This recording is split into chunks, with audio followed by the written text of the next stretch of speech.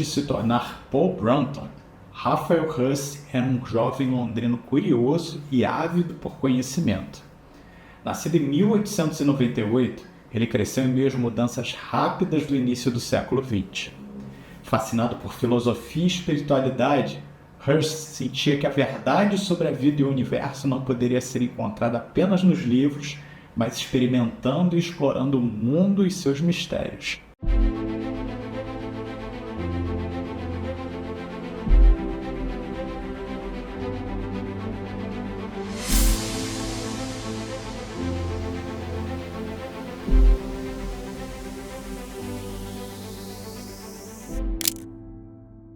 Brunton dedicou grande parte de sua vida ao estudo e à prática de tradições místicas e espirituais.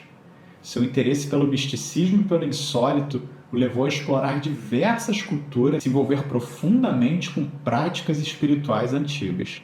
Ele acreditava na existência de uma sabedoria perene, uma verdade universal que transcende as culturas e as religiões, e ele buscou essa sabedoria nas suas viagens. Brunton escreveu extensivamente sobre suas experiências e insights em livros como A Índia Secreta e A Sabedoria Oculta Além da Yoga.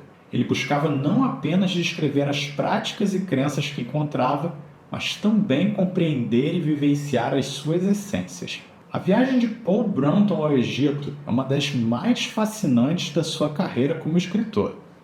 No seu livro Egito Secreto, ele relata diversas experiências marcantes. Uma das experiências mais notáveis de Paul Brunton foi a sua noite passada dentro da Grande Pirâmide de Gizé. Ele descreve ter vivenciado estados alterados de consciência, encontros com forças espirituais e uma profunda sensação de conexão com o Antigo Egito e seus mistérios. Segue um trecho bastante rico e interessante da sua obra, O Egito Antigo. Retomei meu assento no bloco de pedra e entreguei-me ao aterrorizador silêncio de morte que reinava na câmara do rei e as dominantes trevas que a envolviam. Com o espírito dócil, prossegui na minha expectativa. Sem razão aparente, recordei que ali, a oeste, o canal de Suez seguia seu curso em linha reta entre as areias e pântanos, e o majestoso Nilo formava a coluna vertebral do país. A profunda quietude sepulcral do aposento, o sarcófago vazio a meu lado, de certo, não contribuíram para serenar-me os nervos quando, além do mais, minha sensação continuava a acusar a presença viva, embora invisível, de seres que me rodeavam, convertendo-se numa certeza. Sim, havia algo que palpitava ao meu lado, vivo, embora não visse absolutamente nada. Até perceber de súbito a imprudência em que me colocara, compreendi minha situação. Estava só, isolado num estranho recinto, a mais de 60 metros de altura, envolto numa escuridão impenetrável, prisioneiro numa temível edificação lendária, a centenas de quilômetros, a construção mais antiga do mundo e ladeada por um dantesco e revolvido cemitério de uma velha metrópole que se alçava no limiar de um deserto. Não havia mais dúvida para mim que havia aprofundado os mistérios do ocultismo, a magia e feitiçaria do Oriente, o lado psíquico do ser, de que a sala da Câmara do Rei se povoara de seres invisíveis, espíritos que guardavam a pirâmide. Esperava ouvir em qualquer momento uma voz espectral que saísse daquele silêncio avassalador. Dava graças aos construtores por haverem instalado aqueles tubos que proviam de ar fresco, reduzido, porém constante, que percorria uns 90 metros na pirâmide antes de chegar àquele recinto, mas de qualquer modo bem-vindo. Sou um homem acostumado à solidão, na qual sempre me deleitei, mas a solidão daquela sala tinha algo de temerário e pavoroso. As trevas envolventes começaram a oprimir-me a cabeça, qual um elmo de ferro. A sombra do medo indizível fez estremecer todo o meu ser. Afugentei-a imediatamente. Para permanecer no coração daquele monumento do deserto, necessita-se não somente coragem, mas também uma certa fortaleza moral. Não havia serpentes saindo dos buracos ou fendas, nem malandros desabrigados trepando pelas faces íngremes da pirâmide para entrar calmamente à noite. Os únicos sinais de vida animal que encontrei foram os de um rato no corredor horizontal que, espantado pela luz da tocha, correu desesperadamente, tentando inutilmente encontrar um refúgio nas pedras lisas de granito. dos lagartos verde-amarelados, incrivelmente velhos, colados ao teto na estreita passagem da Câmara da Rainha, e, finalmente, dos morcegos da cova subterrânea. Havia também, é certo, os grilos, que me receberam com prolongado chilreio quando cheguei na grande galeria, mas não demoraram a calar-se. Tudo isso estava para trás, e nesse momento só havia o silêncio invencível que me mantinha preso ao seu mudo cativeiro. Não havia nada de natureza física que pudesse me fazer algum dano, e não obstante, voltou a assaltar-me, pela segunda vez, essa vaga inquietude causada por olhos invisíveis que me fitavam. Neste lugar havia fantástico mistério, uma irrealidade espectral. Brunton relata também um encontro com um adepto desconhecido que possuía um conhecimento profundo dos antigos mistérios egípcios. Esse mestre anônimo lhe revelou segredos sobre a natureza da realidade e o caminho da autorrealização. O Egito não é meu lar. Hoje o mundo inteiro é minha casa. Ásia, África, Europa e América. Conheço todas estas terras e movo-me por elas. Sou oriental apenas de corpo, pois em mente não pertenço a nenhum país e em coração pertenço apenas à paz. Ele falou um tanto rápido, vigoroso e sentimentalmente, mas era bastante óbvio que todos os seus sentimentos estavam sob perfeito controle. Durante mais de 1 hora conversamos sobre coisas espirituais, sentados no topo da colina, sob um sol cuja luz ainda brilhava nos olhos e cujo calor ainda acariciava de perto. No entanto, esqueci essas condições no meu interesse absorvido por este homem e pelas suas palavras. Ele me contou alguns assuntos que diziam respeito ao mundo e muitos outros que diziam respeito apenas a mim mesmo. Ele me deu instruções precisas e exercícios especiais relacionados aos meus próprios esforços para chegar a um grau de equilíbrio espiritual e iluminação além daquele que eu havia alcançado até então. Ele falou de forma franca e crítica, até mesmo com severidade, sobre certos obstáculos em meu caminho, decorrentes de minhas falhas pessoais. Finalmente marcou um encontro comigo para o dia seguinte, perto do altar romano, dentro da colunata que fica às margens do Nilo, no templo de Luxor. Sem se levantar de seu assento rochoso, ele se despediu de mim, desculpando-se de continuar a conversa por estar extremamente ocupado e com muito o que fazer no momento. A descida da colina foi íngreme e escorregadia. Desci a pé as pedras e os escombros, segurando a rédea do burro com uma das mãos. Quando chegamos à base, montei na sela e dei uma última olhada no pico, que se erguia de forma tão portentosa. Ra-Makh-Hotep nem sequer tinha começado a sua viagem de regresso.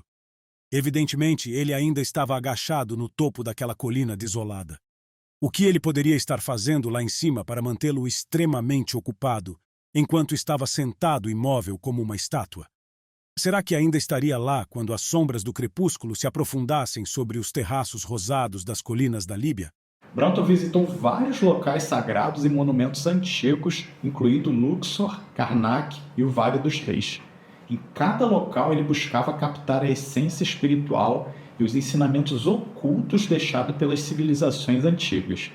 Durante sua estadia no Egito, Brunton experimentou várias visões e intuições que lhe proporcionaram uma compreensão mais profunda dos mistérios espirituais e do propósito da vida. Essas experiências reforçaram mais ainda sua crença na sabedoria perene e na interconexão de todas as tradições espirituais. Mas vamos ao que importa aqui para aqueles que querem seguir os passos de Paul Brunton e explorar os locais sagrados e misteriosos do Egito. Vou falar aqui alguns lugares a serem visitados por vocês. Passar uma noite dentro da Grande Pirâmide, particularmente na Câmara do Rei hoje em dia, é praticamente impossível. Mas você pode visitar o local com diversos guias e expedições em horários mais convencionais. Brunton relatou vivências espirituais profundas e estados alterados de consciência nesse local. Além disso, apesar dos estudos arqueológicos, o propósito e a utilidade das pirâmides no passado ainda continua sendo um grande mistério para o público geral até hoje. Visitar o Templo de Luxor e o Templo de Karnak para sentir a grandiosidade e a espiritualidade dos antigos locais de culto egípcios é fundamental para se conectar com essa incrível civilização.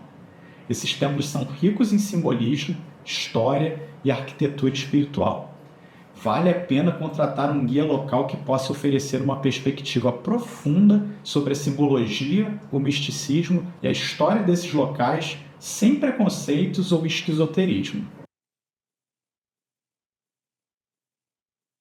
Brunton também explorou oásis e locais menos conhecidos do Egito, onde ele encontrou com pessoas de grande sabedoria e tradições ocultas preservadas.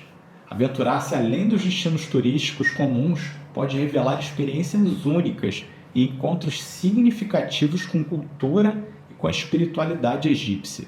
As experiências de Paul Brunton no Egito, embora fascinantes e inspiradoras, geram alguns debates entre estudiosos e buscadores espirituais. Aqui estão alguns que eu considero pontos questionáveis e alguns que eu considero pontos irrefutáveis da experiência dele. As experiências descritas por Brunton como visões e estados alterados de consciência são subjetivas e difíceis de verificar objetivamente. Críticos podem questionar se essas experiências foram influenciadas por expectativas pessoais ou até mesmo uma sugestão autoinduzida. Muitos também podem interpretar o relato de Brunton sobre o encontro com um adepto desconhecido como duvidoso. A existência real desse mestre e a autenticidade das revelações recebidas pode ficar fragilizada com a falta de evidências concretas ou até mesmo testemunha desses relatos. Algumas das interpretações de Brunton sobre os símbolos e a espiritualidade egípcia também podem ser vistas como subjetivas e influenciadas por sua própria perspectiva cultural e espiritual. Isso pode levar à interpretação divergente dos mesmos fenômenos ou locais por pessoas diferentes. As descrições de Brunton dos locais que ele visitou, como a Grande Pirâmide, Luxor e Karnak, são detalhadas e correspondem às características conhecidas desses monumentos. Suas observações sobre a arquitetura e a atmosfera desses lugares são simplesmente incríveis. Muitas escolas de mistério ensinam e referendam histórias e experiências bastante similares às de Paul Brunton. Ponto para ele. O impacto cultural e espiritual das obras de Brunton é inegável. Ele desempenhou um papel significativo na introdução e na popularização do misticismo oriental no Ocidente, influenciando muitos buscadores espirituais e escritores subsequentes. Brunton também é tido como um nome de respeito na tradição mística, tanto oriental quanto ocidental. A sua busca por sabedoria espiritual e a sua dedicação ao estudo de práticas místicas são aspectos amplamente reconhecidos e respeitados por toda a comunidade. Paul Brunton foi simplesmente um explorador incansável dos mistérios espirituais e um mediador entre o Oriente e o Ocidente. Ele, para mim, é um perfeito exemplo de um explorador que buscou não só nesse mundo, mas em outros, respostas para questões atemporais e constante aprendizado. As suas experiências, não só no Egito, mas também em outros lugares, contribuíram significativamente para a sua compreensão do misticismo e influenciaram até outras obras e outros exploradores. Esse é o grande objetivo. Você pode subir montanhas, descer cavernas e visitar estados expandidos de consciência, mas o que realmente você busca? Eu deixo aqui nos comentários para sua reflexão. A verdade está lá fora. Até o próximo, pessoal. Tchau, tchau.